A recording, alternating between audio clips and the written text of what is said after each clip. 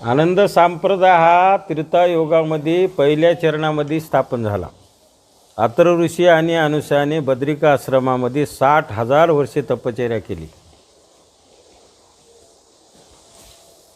बद्रिका आश्रम हा म्हणजे प्रत्येक कर्मभूमीवर येणारा कोणताही अवतार तो देवाचं पहिलं पाऊल बद्रिका आश्रम म्हणजे हिमालयामध्ये पडत असते.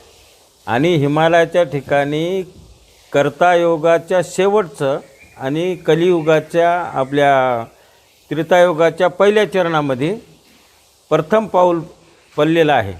आणि प्रथम पाऊल पडल्याच्या नंतर अथर्व ऋषी अनुसयाने जीवाचा उद्धार करण्यासाठी या कलियुगामध्ये कर्तायुगामध्ये हंसरूपाने दत्त महाराज आले, त्रेतायुगामध्ये देवदत्त अवताराने आले, द्वापारामध्ये अवधूत रूपानं आले आणि कलिमाजी शहादत्त रूपानं आले. असे 4 युगामध्ये 4 अवतार हे दत्त मालकाचे झालेले आहेत.